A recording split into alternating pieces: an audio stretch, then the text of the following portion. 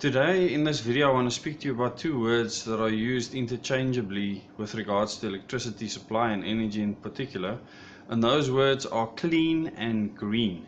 Now the word clean and green in my mind is relative to what you're trying to use with regards to energy or electricity supply, and to just start off, I want to bring in the word renewables as well, because the word renewables is also used in a very loose way in the energy sector, and specifically in the mainstream media and by politicians.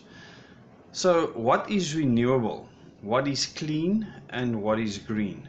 Now clean to me means clean. Now does it mean cleaner or does it actually mean clean? I don't know any form of energy that is clean, because to me, when I look at energy, I look at the process of actually harnessing that energy, the products or whatever way you might use to use or utilize that energy, and that inherently needs manufacturing. If we look at, and manufacturing is inherently a dirty process. So I don't think that any form of energy or electricity generation can be seen as clean. There's no such thing. You can have cleaner forms of energy, and you can have more green forms of energy. But I think that's where it ends. When it comes to renewable energy, if you actually think about the sun and the wind, it's obvious to know that the sun itself and the wind is renewable. The methods used to harness the sun's energy as well as the wind energy, they are certainly not renewable, because a solar panel does not last forever, and neither does a wind turbine. So when you speak about renewable energy, I usually say so-called renewable energy, because what are you actually referring to? And if we understand everything in context, it's easier for us to understand what it means to have coal, what it means to have nuclear, what it means to have wind energy, what it means to have solar energy, what it means to have gas and use that as energy, what it means to have geothermal, and the various forms of solar energy that you get. I mean, you get plants that actually melt salt and use that as a storage capacity, and which are the solar CSP projects. There's many different ways of harnessing energy. I mean, throughout the ages, people would just, or animals would even just lie in the sun to get the energy from the sun. Now certainly that doesn't get dirty, that would be clean energy, but even the sun has rays that can damage your skin and cause cancer and various other things. So when it comes to wind energy, the wind actually blowing can blow a boat with sails, and that energy can be used to navigate the globe. I mean, as the earlier people like the Portuguese and so on that traveled all over the world, they used wind as a means of energy to actually propel them to wherever they wanted to be.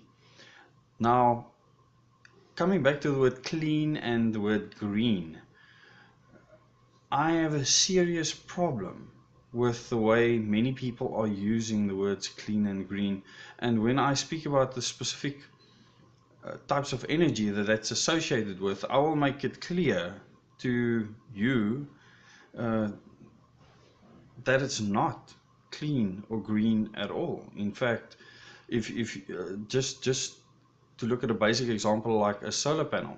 At the moment, Australia is sitting with a huge problem where they actually have to get rid of solar panels, and they're receiving solar panels that aren't working anymore at the rate of about 600 a day that they need to dispose of. So the aluminium on the side of the solar panels, it's fairly easy to remove and recycle that, but the rest of the solar panel, how do you recycle that? And the thing is, this has not been planned for, and now you're sitting with massive warehouses filling up with solar panels, and no one has thought, what are we going to do with this? So to call it clean or green, I have a serious problem with that, because that's certainly not the case. Now, I myself believe in the cleanest form of energy that we can get, and the most affordable form of cleanest energy.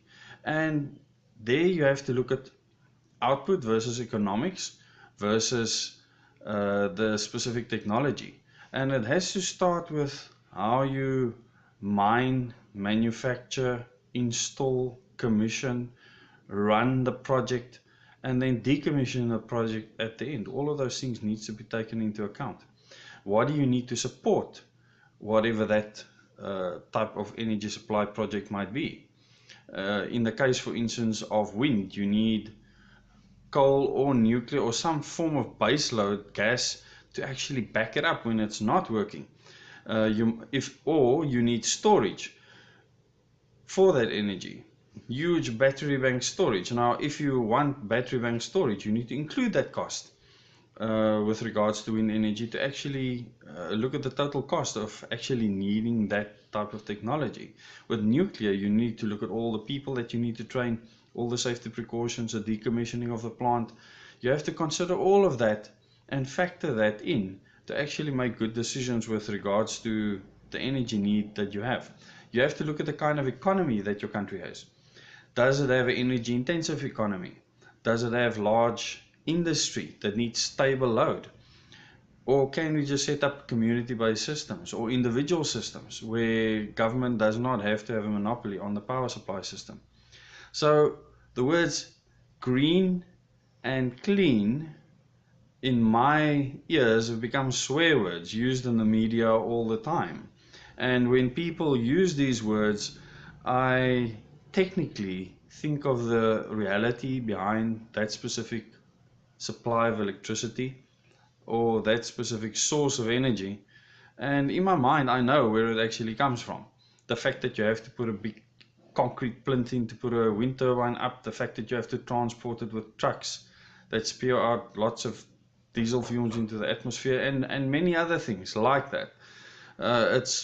It's numerous. If you look at a nuclear power station, the initial capital outlay is huge. So can the country afford to do something like that? Can they actually train the staff, do the nuclear oversight to keep a nuclear power station safe? The same with the coal mines. Coal might only be available up to a certain extent within a certain country, and you might need to actually look at other ways of generating electricity. If you don't have coal or you run out of coal, you also have to look at the fact that coal mining is dirty, that you're actually polluting the atmosphere by burning coal. And at what cost? And that's always what I look at. If we want to preserve human life, and that's one thing that electricity has done to a great extent, what are we willing to sacrifice for that saving of that human life?